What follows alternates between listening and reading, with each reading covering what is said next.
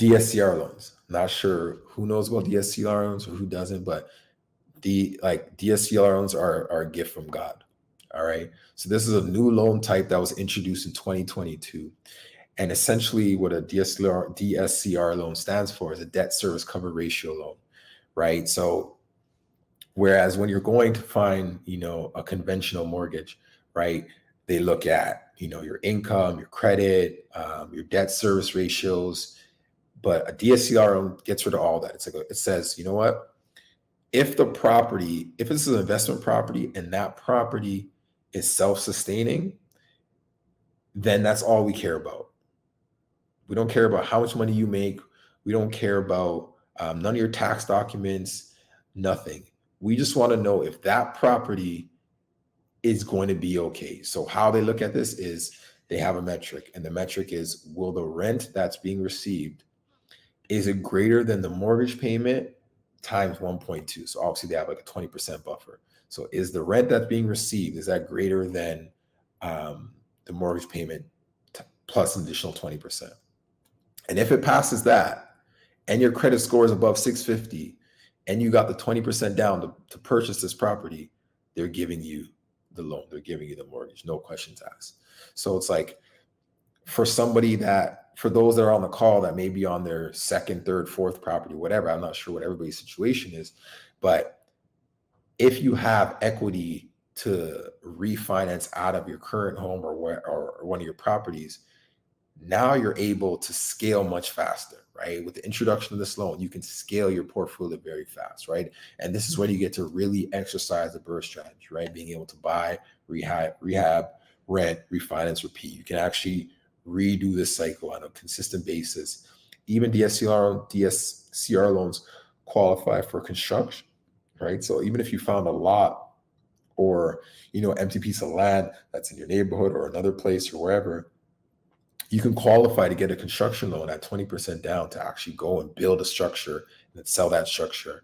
And then you can do that again and again and again and again. There's no limits. No limits to how much you can borrow as long as you have that 20% down. So, I mean, this is a gift from God. We don't have that here. And now I've been able to take advantage of this in the States because now I'm expanding into the States. So this is such a beautiful thing. If you didn't know about it, research it, take a screenshot of this. If you didn't know about it, you didn't, and you haven't done it, you're wasting time.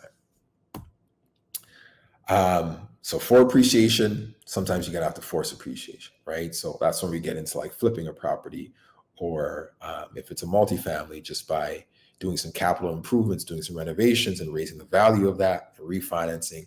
And that's like another formula, for generating capital and appreciation. So here's an example. So I just went on this site called Investor Lift. It's a great resource. You guys should take it down. But they show you a lot, off-market properties that are available, and they kind of break down the situation for you, right? So if you look at this one, for instance, this is a house, a single-family house in Cleveland. They're asking $75,000. The after repair value is $155,000. When I looked at the pictures, roughly needed about 30K worth of renovations. So it brings you about to like 105. It's 50 grand worth of profit after taxes and escrow. You walk away with $40,000, right?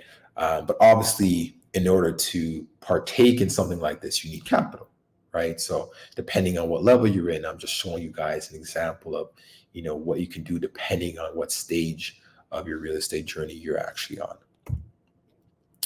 Section 8 housing. This is, very unique for you guys because this is not something that we have, but this is something that I've been able to take advantage of on the American side, right?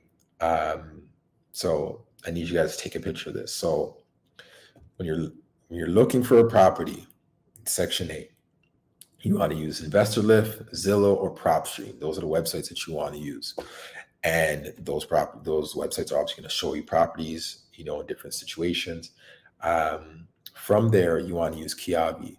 So Kiavi, you can use that for your mortgage application. It's a web platform, and they do DSCR loans, right? So if you do a DSCR loan, you can apply for it there, and they can break down the numbers for you. Usually, you're going to have to put, like I said, 20% down, depending on the property. If the property's only $100,000, depending on where you're looking, that's only 20 grand, right? It's depending on who you are, it may be a lot of money, may not be a lot of money. To me, it's a beautiful number. It's not even a number, right? Hudster.gov. So Hudster.gov is going to be the resources that you go on to find your fair market rent, right? When you find your fair market rent, you can narrow it down by zip code, city, region, whatever it is. But that's going to give you like a base of what you can receive via Section 8 housing. So on the left-hand side, I gave you some criteria that you can utilize that make it easier for you. You know, a 3-bedroom, minimum 1,500 square feet. These are some areas which I've seen great rental value to purchase price ratios. Mississippi, Ohio, Alabama. You want to look for turnkey properties, you know, preferably already tenanted, 1950s or newer, because you don't want to deal with all the headache of repairing, and under $100,000, right? So going back to the right-hand side, you want to list your property. Once you got all these things done, you want to list your property on affordablehousing.com. And, you know, even if you're still in escrow or you're still closing, by listing it on there, you'll have a lineup of tenants looking to, you know, occupy your property. Thumbtack.com is where you find a property manager, and it's a pretty seamless process. I was able to do one in Tampa, and it was a pretty seamless process.